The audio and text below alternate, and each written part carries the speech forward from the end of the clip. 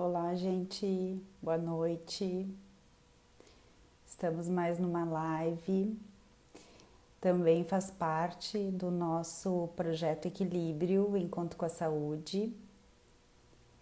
A gente vai aguardar todo mundo entrar aqui.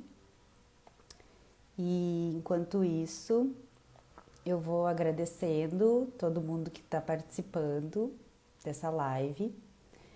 É bem importante porque a gente vai conversar com uma pessoa super especial, de um tema super especial. E enquanto as pessoas vão entrando, eu quero contextualizar o assunto dessa live. Esses dias eu estava atendendo uma paciente por volta de uns 35 anos e eu fiz o diagnóstico dela. Ela tinha uma artrite reumatoide e foi então quando ela me perguntou assim: doutora, será que eu não sou muito nova para já ter reumatismo? Doenças reumáticas não são doenças de idosos?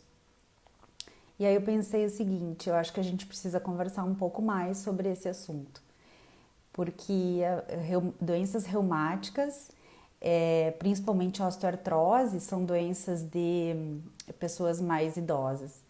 Mas as grandes doenças inflamatórias e que mais tarde podem culminar com osteoartrose são doenças do adulto jovem. E dentre eles, as crianças podem desenvolver algumas dessas doenças. Então, é para isso que a gente vai convidar a doutora Sandra Machado. Vamos ver se ela já entrou aqui. Doutora Sandra tá aqui, eu vou convidar ela. Só um pouquinho.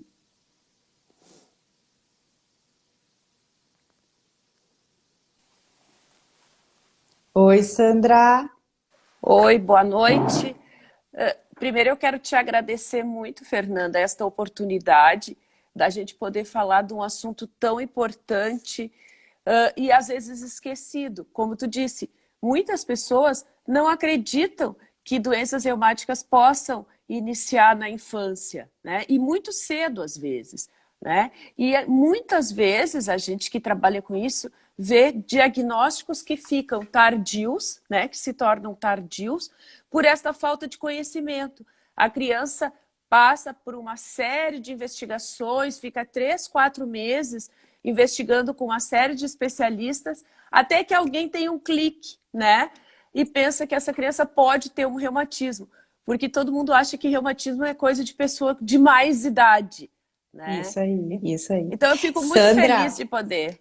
então, eu gostaria que tu te apresentasse, né? Porque você está em Porto Alegre, tem muito, a gente não tem reumato pediatra aqui em Santa Rosa. Eu sou a única reumatologista que tem aqui na cidade. Eu atendo alguns casos de pediatria, porque a gente está numa distância de 500 quilômetros de Muito Porto longe. Alegre, muito longe. Então, às vezes eles fazem acompanhamento em Porto Alegre, mas algumas vezes me procuram para dar esse segmento. Então, eu gostaria que tu te apresentasse para depois a gente entrar nos assuntos mais interessantes. Certo. Então, eu sou a Sandra Helena Machado, eu sou médica, professora no Hospital de Clínicas de Porto Alegre. Lá no Hospital de Clínicas, eu sou responsável pela reumatologia pediátrica, mas também eu tenho uma equipe de internação pediátrica, né? Esta equipe, no momento até, nós temos residentes, nós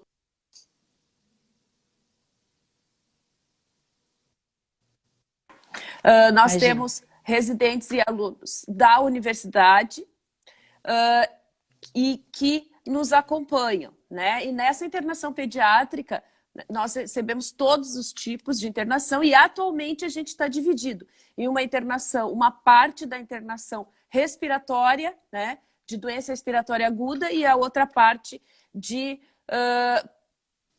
patologias pediátricas comuns, né? E por coincidência, neste momento eu estou atendendo a parte COVID, né? Que na verdade é dividida em COVID e não COVID, essa parte respiratória. Então, por interesse meu, porque eu gosto dessas inovações, então eu estou nessa parte respiratória. Mas, né? fazendo todas as minhas outras atividades na reumatologia lá no hospital.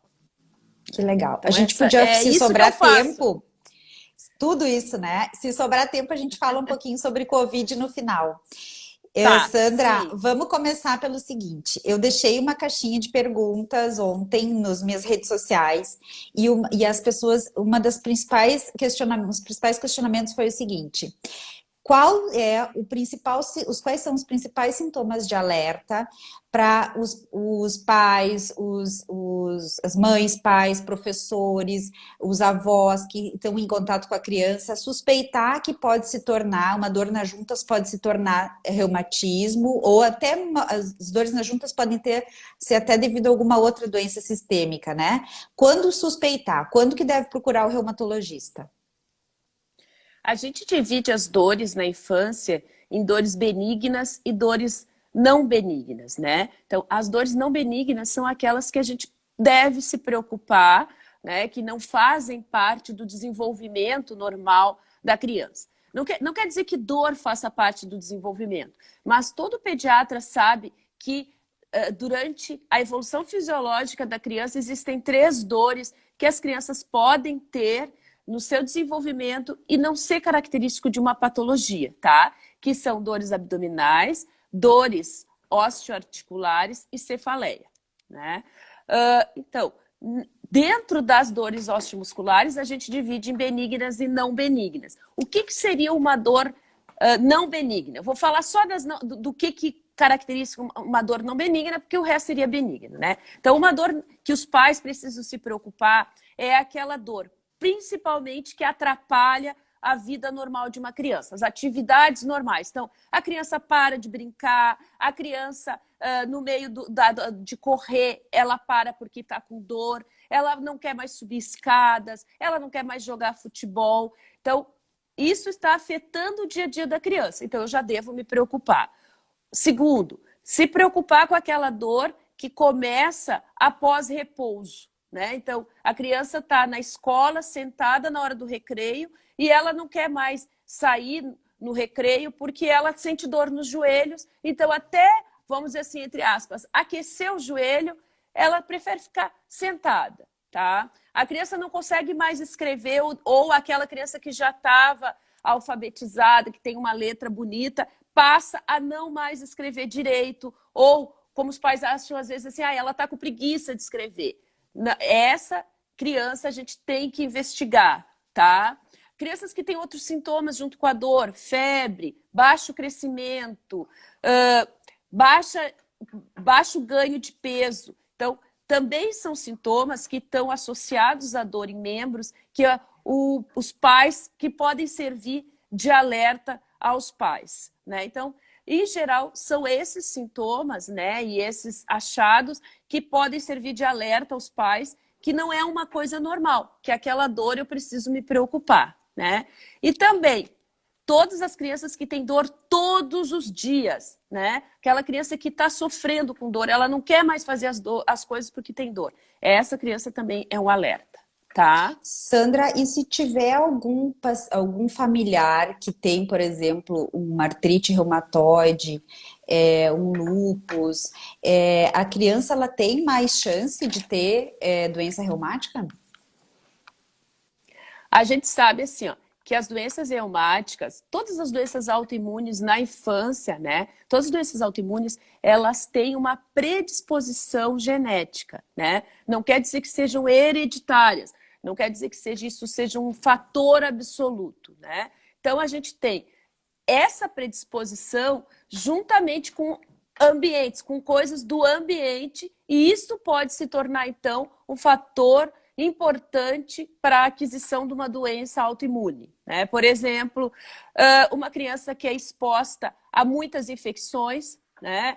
Por isso a gente sempre orienta que as crianças sejam vacinadas adequadamente, né? Porque depois de uma virose importante, como catapora, como sarampo, como rubéola, tu pode desenvolver autoanticorpos num ambiente, né? Num ambiente que eu digo assim, num corpo de uma criança que tem imunidade ainda não totalmente desenvolvida e assim produzir autoanticorpos, né? Outra coisa que se sabe hoje que é a amamentação, né? Quanto mais tempo de amamentação, tu mais prepara o sistema imune da criança, né, para não desenvolver autoanticorpos, né? Então, porque tu vai expor a criança a proteínas diferentes, como a proteína do leite de vaca, não estimulando ela já tão precocemente a produção de autoanticorpos, né? Além disso, uma alimentação saudável, exercícios físicos, peso na medida do possível, dentro do normal. Isso são os fatores ambientais que ajudam alguém que pode ter uma predisposição genética, né, a não correr maior risco de desenvolver doença autoimune, e principalmente doenças reumáticas, tá?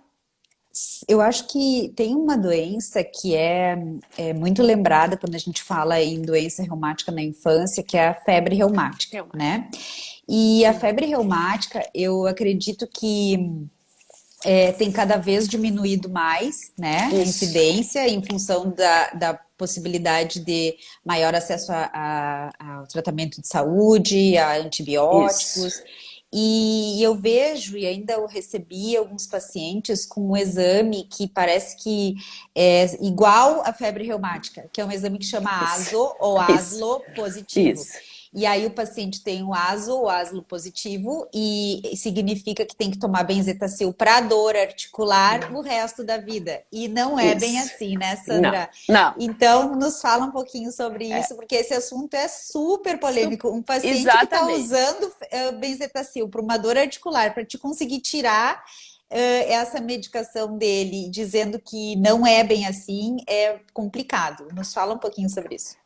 A febre reumática, né? Ela, até bem pouco tempo, ela tinha uma prevalência bastante grande, como tu disse mesmo, né?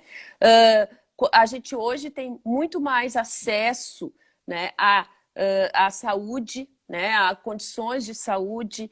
Os pediatras, em geral, estão mais atentos à prevenção da doença estreptocócica, né? Então, a febre reumática, só para quem não sabe, a febre reumática ela é desencadeada pelo estreptococo beta-hemolítico através de uma amidalite ou de uma infecção da via aérea superior, né? Então, o meu filho tem uma infecção estreptocócica e, se não bem tratada, se não tratada adequadamente, ele tem o risco de ter febre reumática. Este risco também está relacionado a uma predisposição genética. Hoje a gente sabe, né? Então, é a predisposição genética e o não tratamento adequado da estreptococcía, que faz com que o estreptococo crie anticorpos, né? Cria antígenos que vai desencadear anticorpos, e esse anticorpo principal é a antistreptolizina O. Só que a antistreptolizina O não é um marcador, e isso que a gente tem que ficar bem atento de febre reumática. A antistreptolizina O, ela significa que essa criança, ou que qualquer um, teve contato com o estreptococo beta-hemolítico do grupo A. Ela teve uma doença estreptocócica, tá? Para a gente fazer o diagnóstico de febre reumática, a gente tem que ter este contato mais alguns achados clínicos, né? O principal deles é a artrite, que é uma artrite muito dolorosa e que a gente chama migratória, porque ela pode um dia estar doendo um joelho, o outro dia está doendo o outro joelho, né? A cardite, que é a forma mais grave, né, de febre reumática, de doença que é a inflamação no coração, né? Que é a inflamação seja ela no músculo ou na válvula, né? Sim, ela pode pegar qualquer parte do coração, né? Mas principalmente a válvula, e que leva a uma cardite crônica, né? Na verdade, o que mais nos preocupa na criança que tem febre reumática é a cardite reumática, porque a cardite reumática é a maior causa no nosso meio, né?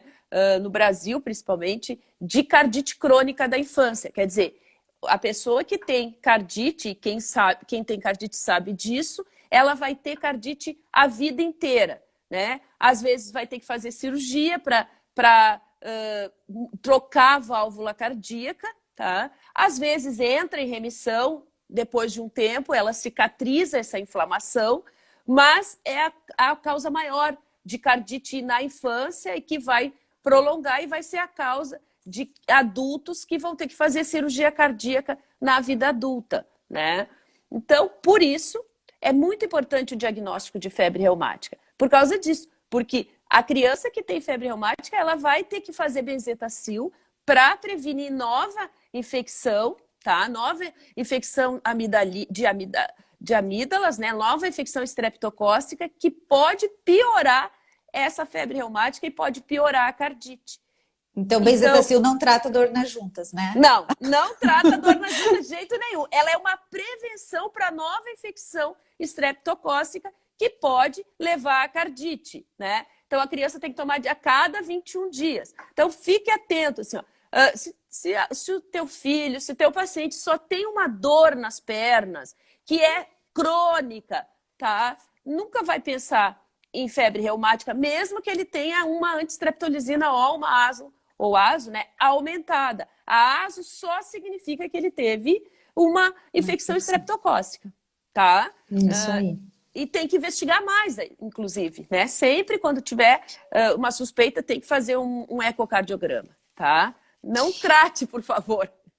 A gente tem muitas crianças que vêm no nosso ambulatório e é como tu disse, Fernanda. Depois é uma dificuldade, porque as mães estão convencidas que aquilo é uma vacina para prevenir a cardite. E que se eu tirar, de repente, como é que essa doutora que nunca me viu vai tirar a vacina e agora meu filho vai ficar com problema de coração? Então, é um ensino, a gente tem que, às vezes não é na primeira consulta, é na segunda, mostrar que não era uma febre reumática. Né? Então é muito difícil. E o interessante é que tem pacientes que acabam usando a benzetacil para dor articular e por um efeito muito mais placebo do que qualquer outra coisa, acabam melhorando da dor. Mas certamente essa dor iria melhorar com ou sem a benzetacil, né? Então talvez era uma artrite viral, alguma coisa que pode ter acontecido. Até uma artrite reacional, entendeu? Isso, pelo próprio estreptococo, que melhoraria sozinho. Isso, exatamente. Ok.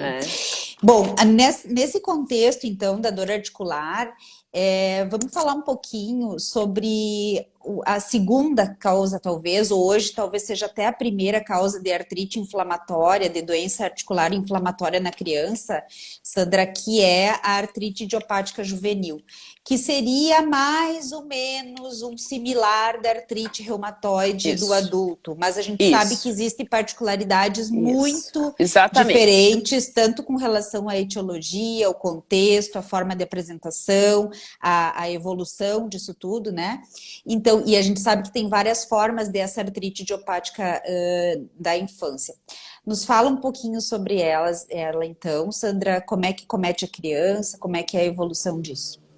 Tá, então isso é muito importante, Fernanda, porque a gente vê como aqui, em Porto Alegre nós só temos 3 reumatologistas pediátricos, né? Então o Hospital de Clínicas acaba sendo um centro de referência, então a gente recebe muitas crianças com doença articular. E essas crianças muitas vezes vêm tardiamente porque ninguém acredita que criança possa ter artrite. Principalmente uma forma de artrite que os adultos não têm, tá? Que é a artrite óligo-articular. Então, primeiro vou te explicar, para quem não sabe, a artrite, então, artrite idiopática juvenil, que é o nome que a gente diz hoje, tá? É a artrite que é própria da criança, até os 16 anos, né? Então, do adolescente também, então, estaria incluído. A artrite, ela é um diagnóstico clínico, né? Diferente do adulto que tem fator reumatoide, que está muito relacionado à artrite reumatoide, a maioria das crianças não tem nenhum não tem nenhum teste sorológico, pode não ter nenhum teste sorológico positivo. O diagnóstico é só clínico. Então, o pediatra tem que ter essa desconfiança e o reumatologista ou o reumatologista pediátrico é que vão confirmar o diagnóstico, tá? Por isso que esse diagnóstico é feito só depois de 6 semanas. Por quê? Porque muitas das artrites na infância são o que a gente falou agora, artrites reacionais, artrites relacionadas a neoplasias, a doenças oncológicas, artrites no nosso meio por tuberculose. Então, só depois de 6 semanas de artrite persistente, a gente vai poder dizer que essa criança pode ter uma artrite crônica. Então, essa artrite, ela é considerada crônica, né? Porque vai ser uma doença que não tem entre aspas, cura, ela pode entrar em remissão e ela está relacionada, então, a anticorpos na articulação. É uma doença autoimune. E ela tem 3 subtipos grandes. Eu não vou entrar aqui nos subtipos menores. Não os menores. Então, ela pode ser oligoarticular. O que é essa artrite oligoarticular? Que é a mais comum, né? Ainda bem, porque é a mais leve. Ela vai atacar de 1 até 4 articulações, sempre as grandes articulações. O que são as grandes articulações? As articulações dos joelhos, dos tornozelos, dos cotovelos, dos punhos, tá? E essa é a grande confusão, porque às vezes a criança só tem uma articulação afetada, ela começa só com o joelho, tá? E os pais não se dão conta. E aí a criança cai na rua. E aí é que eles se dão conta que aquele joelho está muito inchado, levam no ortopedista e o ortopedista enfaixa essa criança, tá? Enfaixa o joelho ou engessa. E aí essa criança fica 15, 20 dias com o joelho inchado, tira, claro que está melhor, porque ficou imobilizado. Daqui 2 semanas tem artrite de novo. E assim vai, às vezes, 1, 2, 3 meses, até a gente fazer o diagnóstico, tá? E outra característica que é muito comum na criança, a criança tem artrite que é muito pouco dolorosa. Então, por isso que às vezes fica mais difícil o diagnóstico, né? A criança está brincando. E às vezes eles não sabem se comunicar, né, Sandra? A criança não sabe se comunicar, ela sente alguma coisa diferente, então às vezes os sinais, eles são bem subjetivos, né? Exatamente. Ela não vai dizer, né, dói aqui, né? Não sabe dizer. O que acontece? Às vezes é uma irritabilidade, tá? Ela para de andar. Como essa oligoartrite pode dar em crianças bem pequenas, de 1 até 5, 6 anos, o que acontece? A criança para de caminhar. E muitas vezes ela é encaminhada ao neurologista por causa disso, porque era uma criança de 2 anos que de repente ela não quer mais caminhar, porque ela tem dor nos joelhos. Ou ela começa a caminhar na ponta dos pés, né? Então, isso vai demorando para fazer o diagnóstico. E esta artrite, isso é o que eu acho muito importante a gente dizer, né? Porque provavelmente podem ter pediatras, hematologistas aqui. Essa artrite tem uma característica, que ela tem o fator antinuclear, pode ter. 25 a 40% dos pacientes podem ter fator antinuclear positivo, tá? Este fator nuclear positivo, para nós, é que piora o prognóstico dessas crianças, porque pode levar a uma inflamação no olho, que a gente chama uveíte, e essa uveíte, numa criança pequena que não sabe distinguir nada, pode ser silenciosa e pode levar até a perda da visão, né? Então, toda vez, isso é uma coisa que se vocês puderem escrever e deixar assim, toda vez que uma criança tem FAM positivo, antes de fazer investigação para lúpus, principalmente se essa criança está bem, não tem febre, não tem nada, faça uma investigação com o oftalmologista para ver se essa criança não tem uveíte, tá? Porque o FAM positivo na criança é muito mais comum ter uveíte do que ter lúpus, né? É muito mais fácil a criança ter uveíte e não ter dor, não ter perda, assim, não se queixar de perda de visão, do que ter lúpus. Então é muito importante isso. E isso não acontece no adulto, né? É isso que eu ia te dizer, o FAM dentro da artrite reumatoide, ele tem pouca significância. Isso. Né? O que mais significativo para nós é justamente o que vocês não têm na pediatria, que é o fator reumatoide, que não é muito exatamente. comum, né? E nós, o FAM não tem, às vezes associado com um lúpus, às vezes associado com uma síndrome de Sjögren, que é a síndrome seca, mas enfim, na criança a FAM é motivo de se assustar, junto com uma artrite, é motivo de se assustar e de ser bem conduzido esse caso, né? Isso. Aí depois a gente tem a poliarticular, que é muito mais parecida com a artrite do adulto, tá? Que é a forma poliarticular, que dá em meninas ou meninos mais de idade maior, e que nesta forma pode ter o fator reumatoide positivo, tá? E o fator reumatoide positivo nessa idade, ela significa para nós prognóstico, né? O que significa que a criança que tem fator reumatoide positivo, provavelmente a gente vai ter que iniciar com medicações, um tratamento mais agressivo, mais rápido, porque ela pode evoluir para a forma de artrite reumatoide do adulto, tá? Ao contrário da forma negativa, que não tem a sorologia negativa, que pode ser mais branda.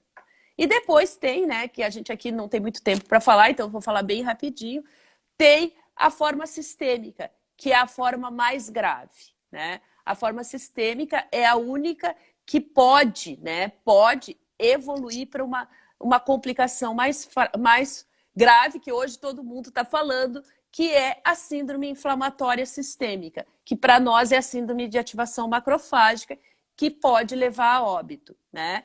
É uma Inclusive, forma... esses critérios da síndrome de ativação macrofágica foi usado em muitos protocolos de UTI, né? Isso. Para tratamento, né? Para mais agressivo, com corticoide, com algumas interleucinas, inibidor de interleucinas, enfim.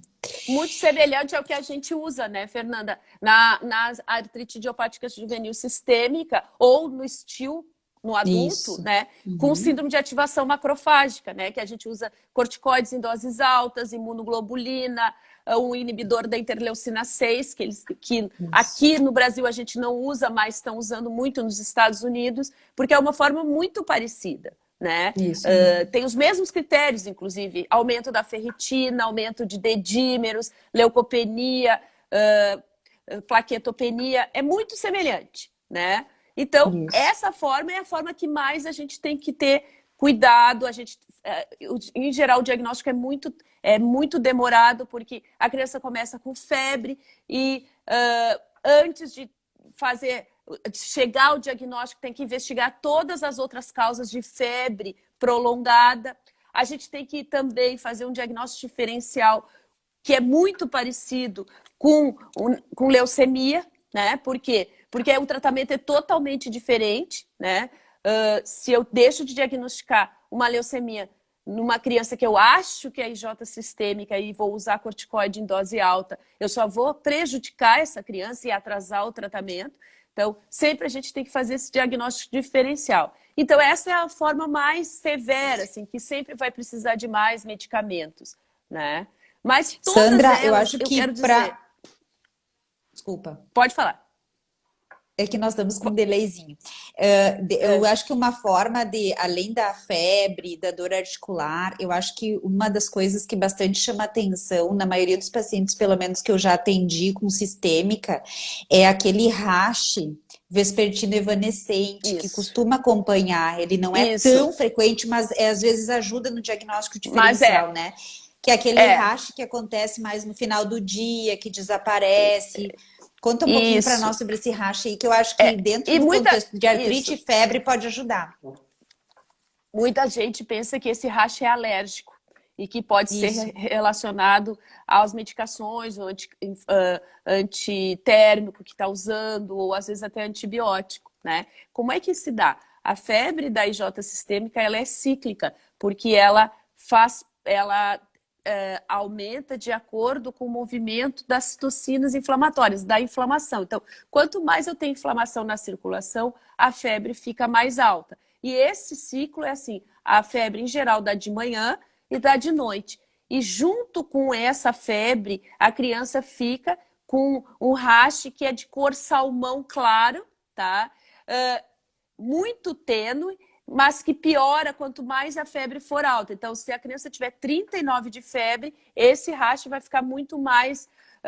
a gente vai conseguir ver melhor e dá principalmente no tronco e nas coxas, tá? Por isso que às vezes as pessoas acham que isso pode ser uma virose, né? Quando começa, porque a criança começa com febre, aí tem o rash. Aí baixa a febre, passa o rash, né? Por isso que...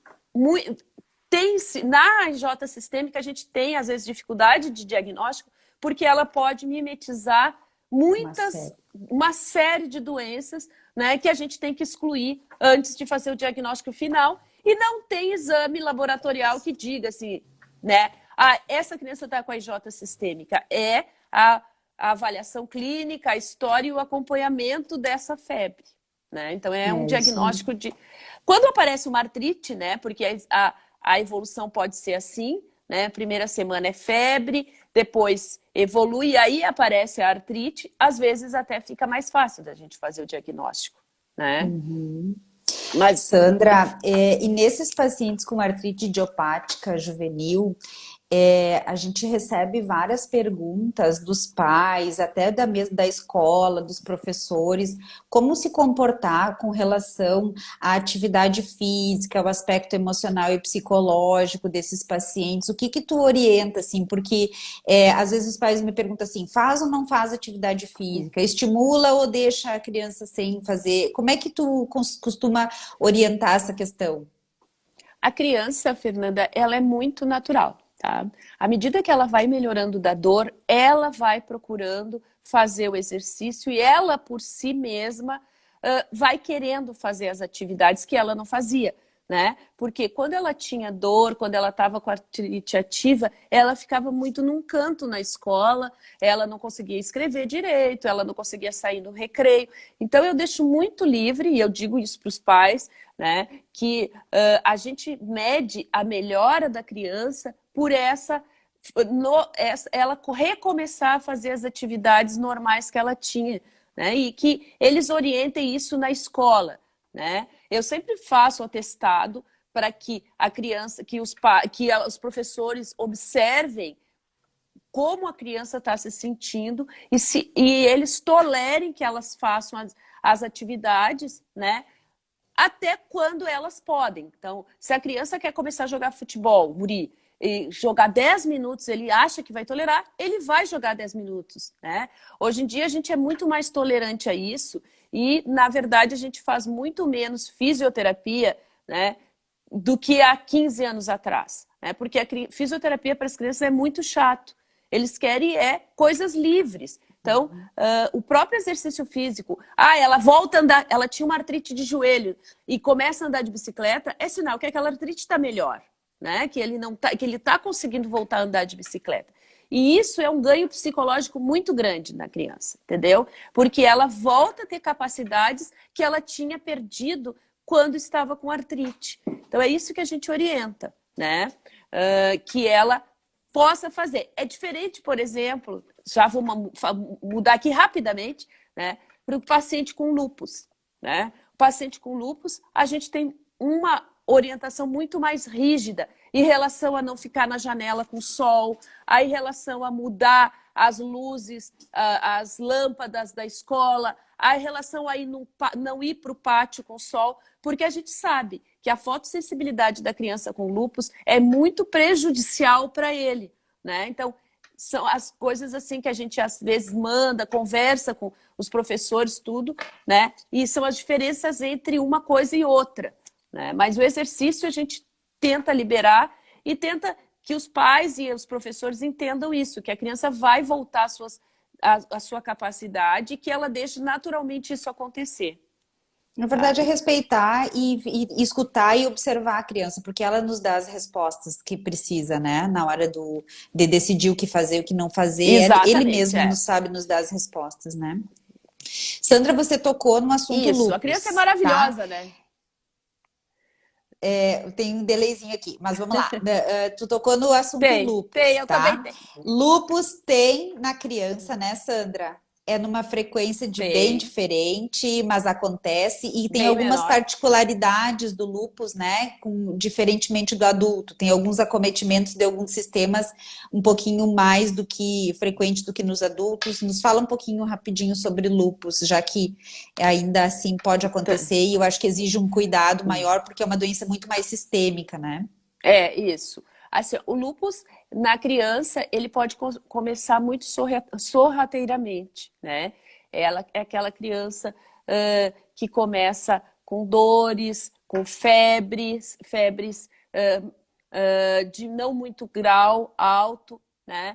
A criança nem sempre tem o rash malar que é esperado no adulto, né? A criança tem mais os sintomas sistêmicos, que são isso, é dor articular, febre, Anemia. anemia e os sintomas também de laboratório, né? Então, se tu vê uma criança assim, ó, com febre recorrente, sintomas sistêmicos, anemia, um hemograma que tende a leucopenia com linfopenia, a gente tem que estar atento a isso, né? E investigar, tá? Outra coisa que é muito comum na criança, né, é úlcera oral. né? Aftas, que os pais acham que é aftas. O fulano tá com afta. Então, isso é muito comum, né? A criança não costuma abrir com lúpus tão exuberante, mas às vezes acontece já com nefrite, né? Que eu acho que é um pouco mais frequente do que no adulto, né? A criança abrir um lúpus com nefrite, com uma púrpura, né?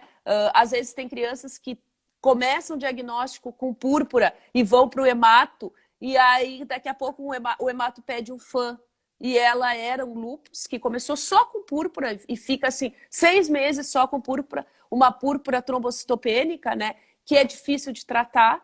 Então, são alguns achados que são um pouco diferentes do adulto, né? E o lúpus na criança é mais sistêmico. A gente sabe assim que no adulto tu tem alguns lúpus que os adultos chamam aqui, eu convivo um pouco com os reumatos de adultos, lupinho, que só tem um pouco de dor articular e tem rash Pele. malar. A gente não tem isso. A gente tem lúpus sistêmico mesmo, Mais né? grave. Uhum. Um pouco mais grave. Mas apesar de ser grave, as crianças respondem muito bem aos medicamentos, né? Aos imunossupressores.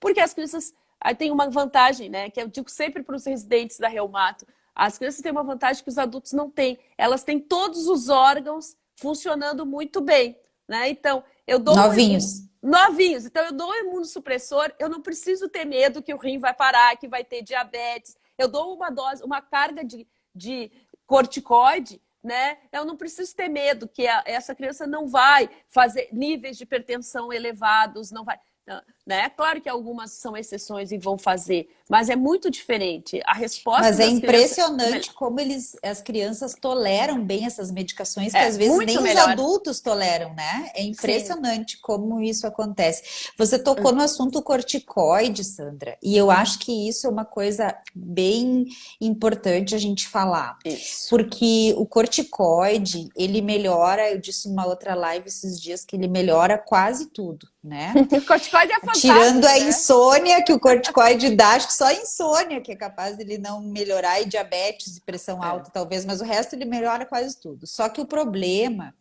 é que ele pode trazer os mesmos efeitos que tem nas pessoas, nos adultos, mas nas crianças ele tem algumas particularidades com relação até à questão do crescimento, da Isso. puberdade. Isso. Então, eu gostaria que tu tocasse, e a gente às vezes precisa usar no início do tratamento das doenças inflamatórias. Mas eu gostaria que tu falasse sobre isso, porque às vezes os pacientes, eles ficam usando por um período muito longo de tempo antes de chegar no reumato, e isso tem implicações bem importantes no que se refere a esses domínios que eu te disse, que é questão da puberdade, hormonal e crescimento, tudo. O que acontece também, Fernanda, não sei se acontece com os adultos, é que também, como tu disse, assim, o corticoide melhora muito a artrite, né? Então, às vezes os pais, antes de eu falar sobre isso, os pais não querem, eles sabem, os pais que já têm criança com artrite, com lúpus há algum tempo, eles sabem que se forem, eu posso ter que aumentar o imunossupressor. E eles têm mais medo do imunossupressor do que corticoide. Então, o que eles fazem? Eles automedicam as crianças com corticoide. Porque, sabe, aí diz, se eu vou usar uma semana, 10 dias, não vai fazer mal. E aí o fulaninho vai melhorar da artrite, né? E acabam não procurando a gente. Então, assim, o corticoide não é uma droga maravilhosa, é um medicamento que serve para quase tudo, mas tem muitos efeitos colaterais com uso prolongado, né? A gente sabe que até 10 dias de uso não contínuo do corticoide, tu não tem grandes efeitos, né? Mas o uso prolongado na criança, o que pode produzir? Primeiro, assim, o uso agudo é a obesidade, né? Porque eles ficam com uma fome exagerada, né?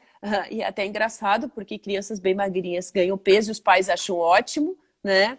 Porque estão comendo. E não é uma lá, gordura boa? Não é, né? Então eles fazem obesidade, né? Aumentam aí, podem fazer aumentar a irritabilidade, né? Essas crianças podem se tornar mais irritáveis, perdem sono, né?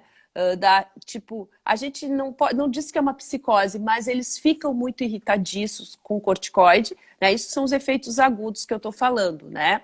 Aumenta o peso, podem aumentar um pouco a glicose, aumenta o apetite, aumentam a pressão, né? Só que esses efeitos, a gente retirando o corticoide, eles gradativamente melhoram, né? O efeito que a gente mais se preocupa com corticoide a longo prazo é o efeito no crescimento, né? Então, o corticoide pode levar, ele age sobre a cartilagem do crescimento, ele inibe um hormônio que estimula, não é diretamente, ele estimula o GH a estimular o crescimento, né? E pode fazer com que as crianças tenham uma menor velocidade de crescimento e fiquem mais baixas, o uso crônico, né? Faça com que elas fiquem mais baixas do que seria indicado para a sua idade e para a sua curva familiar, né? Isso é um dos efeitos. Outro dos efeitos é o atraso, né? Então, isso inclusive foi o ponto, um dos temas da minha tese de doutorado, é o atraso da puberdade, né? O corticoide o tempo de uso de corticoide e a dose de corticoide está relacionada ao atraso puberal. Então, elas podem, né, as meninas principalmente, elas podem chegar à menarca mais tardiamente, como um motivo de, vamos dizer assim, de defesa, né, para aumentar o crescimento. Então, elas vão menstruar lá por 16, 17 anos para tentar prolongar nesta fase e crescer mais, entendeu? Estimular mais o hormônio de crescimento para crescer mais, né? Então, isso é uma coisa que a gente viu e se dá mesmo, né? Então, eu sempre digo assim, o corticoide, quando usado corretamente, ele é uma droga fantástica. E a gente nunca deve esquecer, tá? A gente, reumatologista, eu acho que é bem obsessivo com isso, de usar corticoide junto com cálcio e vitamina D, tá? Quando tiver usando corticoide, a gente tem que fazer suplementação de cálcio e vitamina D para prevenir osteoporose lá na vida mais adiante, né? Porque a gente sabe que mais que 3 meses de uso de corticoide, mesmo em dose baixa, já diminui, desacelera, né, a produção de massa óssea, né? Então, sendo um fator de risco para a osteoporose mais prematura. Então, isso também é outra coisa que a gente tem que levar em conta com o uso do corticoide, né? Para qualquer especialidade que use corticoide em doses mais ou menos altas, em tempo prolongado, sempre a gente tem que usar cálcio e vitamina D de prevenção, de suplementação. Né? Então é A isso verdade é que nas crianças, né, o uso do cálcio é importantíssimo através da alimentação, Isso. né? Por causa do pico de Isso. massa óssea que vai até os 25 anos por aí, e dependendo de quanto de osso a gente formou até essa idade é que vai determinar Isso, o que a gente vai acontecer com a gente depois dos 60, 65 anos de idade, né? Se a gente vai ter osteoporose ou não. Então, mais ainda naqueles que usam corticoide, a gente precisa se dar conta disso, né, Mas Sandra? a gente tem, sabe, que assim, atualmente a gente tem muito problema com as crianças. Elas não querem tomar leite, né? Elas não gostam de comer alimentos que são ricos em cálcios, que são verduras verdes, legumes verdes escuros, leite, né? Derivados de leite. Muitas crianças não comem, não gostam, principalmente adolescentes. Então, eu acho que já diminui um pouco, né? A gente já tem crianças que têm menos massa óssea, e se usa corticoide, então tu vai ter maior risco ainda, né? Sandra, quando você estava falando sobre corticoide, eu me lembrei de um assunto, que é o seguinte: é bem importante a gente manter a artrite idiopática da criança sob controle, porque a própria doença inflamatória diminui o crescimento, né? Isso, exatamente. Tanto é que eu lembro que eu estava acompanhando uma menina de mais ou menos uns 10 anos, e o ano passado, quando ela entrou em remissão, de repente ela começou a crescer, cresceu, que ela não crescia. Então, assim, aí ela não estava usando corticoide nem nada, e na verdade eu tive que explicar então que o que estava acontecendo é que ela não crescia porque a doença ainda estava É, em atividade. No momento que a doença é controlada, aí é, a criança isso. começa a crescer, né? Então é um outro Isso efeito da é. artrite.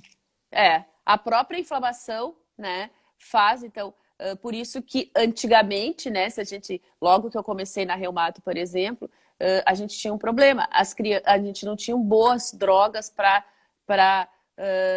tratar a artrite, entrar em remissão, e a gente fazia dois danos, a gente usava doses altas de corticoide e não usava drogas que faziam as crianças entrarem em remissão, e elas tinham tudo a altura abaixo do esperado, né? E E hoje é assim, gordinhas. e Uhum. gordinhas, exatamente. E hoje não, a gente sabe assim, ó, que a artrite, a atividade da artrite no osso, na cartilagem de crescimento, né? Uma citocina inflamatória que se chama interleucina 6, ela leva a uma diminuição, né, da atividade dessa cartilagem de crescimento e leva com que a criança tenha, na verdade é isso que tu disse, ela tenha uma velocidade de crescimento menor. Uma vez que tu controle a doença ou tire o corticoide numa idade adequada, que ainda tu tenha condições de fazer essa cartilagem de crescimento, estimular a cartilagem de crescimento, essa criança ela acaba às vezes chegando ao alvo de altura que ela deveria chegar. Por isso que é muito importante a gente tratar isso, a gente conversa com os pais, tratar e entrar a remissão das crianças antes de atingir a puberdade, né? Isso Para aí. poder compensar isso, né? E a criança chegar à altura normal. Sandra, vamos falar. Agora a gente entrou num assunto também que é interessante, que com frequência os pais me perguntam, que é a questão das dores do crescimento, Hum. né? Então, tirando do contexto da febre reumática, da artrite idiopática da infância, o que que é essa dor do crescimento, quando que ela acontece? Fala um pouquinho sobre isso Eu, pra gente. eu já vou falar duas coisas que são as maiores causas de dor e que às vezes a gente se confunde, tá, Fernanda? Que é a dor do crescimento e a hipermobilidade articular, Isso. tá? Uhum. A dor do crescimento é uma dor principalmente nos membros inferiores, né? Principalmente na região ali das panturrilhas, que a criança tem no final da tarde e à noite. E às vezes o que assusta mais os pais é que ela acorda à noite com essa dor, né? Então, eu sempre digo assim, ó, tem 3 perguntas que a gente tem que fazer para os pais e a gente já faz o diagnóstico de dor de crescimento, né? Primeiro, como é que é a característica da dor? Né? Então, os pais, ele tem sempre dor no final da tarde ou acorda de noite. É isso que me assusta, tá? Segundo, dói as 2 pernas ou dói os 2 braços. Sim, sempre ele tem dor nas 2 pernas e nos 2 braços juntos, ou sempre nas 2 pernas. O que tu faz para melhorar? Eu pergunto para os pais. Eles, eu faço massagem. Tá? E melhora? Melhora. Às vezes não melhora. Às vezes eu tenho que dar um paracetamol. Tá, mas com paracetamol melhora? Melhora. E aí ele dorme toda noite o resto. Sim. E de manhã? De manhã, doutora, acorda como se nada tivesse acontecido. Isso é o significado e isso é a característica das dores em membros e que a gente não precisa fazer nenhum exame, não precisa sujeitar a criança a fazer nada, tá? Ela é uma fase, como eu disse, está dentro da fase fisiológica da criança. Ela começa em torno de 3 vai até os 10 anos, tá? A gente não associa não. Essa definição de dor do crescimento é suspeita, tá? Por quê? Porque a fase de maior crescimento da criança não é dos 2 aos 10 anos, é na puberdade. E na puberdade eles não têm dor, tá? Então, eu acho que é dor inespecífica, provavelmente porque essa fase é uma fase que as crianças se agitam muito, fazem muitas atividades e no final do dia realmente eles têm uma contratura na região da panturrilha ali e que pode doer e que melhora com a massagem, com massagem porque tu vai fazer, então vai melhorar essa contratura, tá?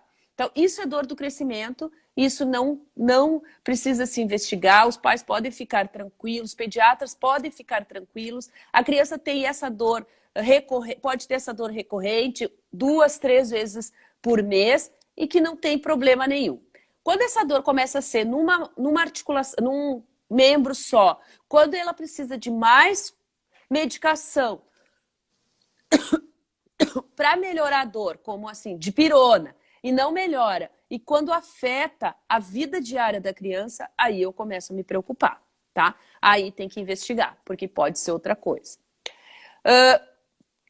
O que a gente faz o que a gente orienta é, se essa criança tem muitas dores, é fazer alongamento antes de dormir, tá? Porque já ajuda a melhorar. Depois a gente tem a hipermobilidade, né? Que é a segunda causa de dor em membros mais frequente, né? A hipermobilidade está ligada ao aumento da flexibilidade articular das crianças, tá? Muitas crianças têm esse aumento da flexibilidade até aos 3, 4 anos e é normal, tá? Passa a ser anormal depois dessa idade, passa a ser uma característica, tá? Essas crianças têm uma flexibilidade maior, uma maior amplitude de movimentos e algumas crianças, mais ou menos 25 a 30% das crianças têm dor, né? Com este aumento dessa flexibilidade, tem dor quando ela se sujeita a exercícios mais, uma sobrecarga maior de exercício, de maior impacto ou sobrecarga, por exemplo, uma criança que tem hipermobilidade, que faz tênis 3 vezes por semana, ela vai ter mais dor nos punhos e nos cotovelos que outras crianças. O guri que joga futebol todos os dias, ele vai ter mais dor nos joelhos e às vezes vai ter que parar para descansar, tá? E quais são assim, ó, se os pais querem testar se o seu filho tem hipermobilidade, né, se a dor é por hipermobilidade, é muito fácil, assim, ó. Ele é muito flexível, ele era muito flexível quando pequeno e agora é muito flexível. Por exemplo, a criança faz espacato facilmente, ela coloca as mãos para trás e levanta em 90 graus facilmente, né? Coloca o polegar, deixa eu ver se eu consigo fazer. Coloca o polegar, porque eu tenho hipermobilidade, junto ao braço, vocês estão vendo assim, sem sentir dor, né? Coloca os 4 dedinhos perpendiculares ao braço, sem sentir dor, né? Coloca facilmente as 2 mãozinhas, sem dobrar os joelhos, no chão, ela é hipermóvel, tá? E uma coisa muito importante, né, que eu acho importante a gente dizer aqui, para quem atende adolescente, tu deve atender bastante, assim, ó, a hipermobilidade é uma das causas mais importantes de dor nas costas em criança, né? Porque as crianças que têm hipermobilidade de joelhos, elas param com os joelhos para trás, né? E fazem uma hiperlordose. E param sempre assim e fazem sempre isso. E essa hiperlordose leva a dor nas costas, tá? Então é uma das causas. Às vezes as crianças ficam investigando dor nas costas, vão para ortopedista, fazem e é simplesmente um monte de exame que não aparece nada. Que não precisa não aparece nada e é por causa dessa hipermobilidade de joelhos que faz isso. Sandra, né? e o que isso pode causar, essa síndrome da hipermobilidade, lá na fase adulta? Isso é uma das perguntas que aparecem sempre. Assim, ó, tu tem que fazer reforço muscular desde pequeno. A pessoa que tem hipermobilidade, ela vai ter hipermobilidade sempre e tem que fazer reforço muscular. Por quê? Sobrecarga articular leva à osteoartrose precoce, né? Então, o adulto que teve hipermobilidade, ou a criança que tem hipermobilidade, ela é uma criança de risco maior à osteoartrose, a lesões articulares, lesões de ligamentos. Por isso que nós, pediatras, a gente não indica para a criança que tem hipermobilidade exercícios de alto impacto, né? É muito bonito ver uma criança com hipermobilidade fazendo ginástica olímpica, ginástica rítmica. Contorcionismo. É o melhor do balé, só que isso tem um custo, né? E é o custo de uma lesão numa articulação precocemente, tá? Outra coisa é Então é isso, assim, ó, qual é o exercício que é melhor para essas crianças? A gente tem que fazer reforço muscular, mas como vai ser? O melhor exercício é nadar, natação, que é um exercício de baixo impacto, né? E exercícios que não tenham muito impacto também, como, por exemplo, eu sei que as crianças não gostam de fazer, mas pilates, ou fazer aulas, né, só recreativas, sem fazer aquela coisa assim, ó, de, ai, meu filho, ele é muito bom na ginástica, então ele vai ser atleta olímpico, porque isso vai ter um custo, né? Sandra, nós estamos a 5 minutos de acabar a nossa E não live. falamos. Nós temos um monte de coisa ainda para falar, mas eu acho duas coisas importantes ainda que eu quero te perguntar. A primeira delas é o seguinte: fala para nós do esquema vacinal. Criança tem que fazer o esquema vacinal, tem algumas particularidades. Sim. Na criança que faz corticoide em alta dose, na criança que faz imunossupressor. Então, mesmo assim, não pode deixar de vacinar. Não, que precisa não, dessa ao orientação. contrário. É assim, a criança com artrite ou com qualquer doença autoimune que usa imunossupressor em baixas doses, quer dizer assim, ó, metotrexato até 10 miligramas por metro quadrado, baixa dose de corticoide, ela pode fazer o esquema vacinal normal, inclusive as vacinas de vírus vivos. As crianças que usam imunossupressor, que usam biológico, que usam corticoides em altas doses, então elas não podem, elas podem fazer todas as vacinas, mesmo menos as vacinas de vírus vivos atenuados. Quais são essas, tá? Primeiro, é uma que não vai fazer, porque é lá no primeiro e segundo mês, que é a vacina do rotavírus, tá? Depois, vacina da febre amarela, não pode fazer. A tríplice viral, porque na tríplice viral tem a vacina do sarampo e da varicela e da cachumba, que são vacinas de vírus vivos. A tetraviral também não pode fazer, por causa do mesmo motivo, tá? Porque tem vacinas de vírus vivos, né? A sarampo e a varicela são as mais importantes, assim, que infelizmente essas crianças só vão poder fazer depois de 3 meses que pararem com a imunossupressão, né? A vacina da dengue, que ainda não saiu oficialmente, mas é uma vacina, né? Aqui no nosso meio ainda não é muito divulgada, né? Mas as crianças não podem fazer. Então, o que eu oriento mesmo é assim, a vacina da febre amarela, que é a mais importante, assim, que não pode fazer, vacina do sarampo e vacina da varicela, tá? E a polio, né? Que a gente tem que a cuidar polio oral. nas crianças Eu que já têm ia alguém. esquecendo, da polio oral. A polio oral. A outra, a polio intramuscular, que faz junto com a tetraviral, não tem problema. A Sabin não tem problema, tá? Pode fazer. Isso. Não pode fazer a polio oral, tá? Mas é importantíssimo que se faça as vacinas, tá? Com certeza. As mães às vezes têm medo de fazer as vacinas, mas é importantíssimo, né?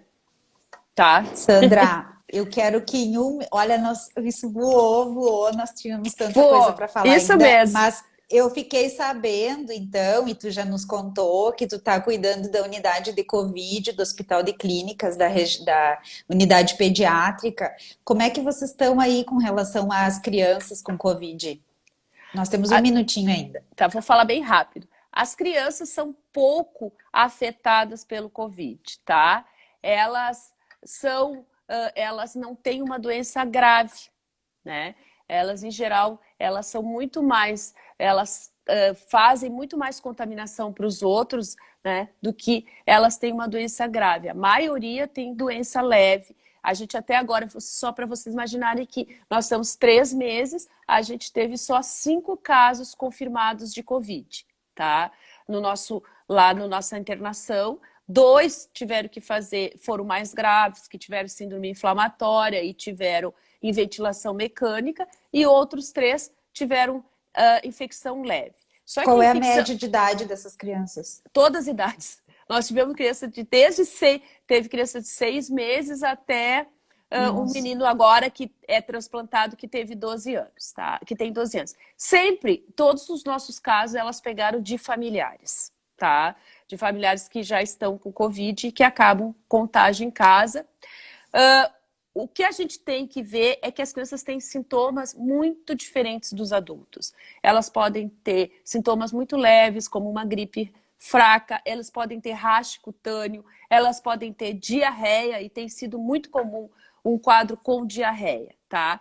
E o que se fala muito, nós pediatras, nós reumatologistas sabemos que Kawasaki.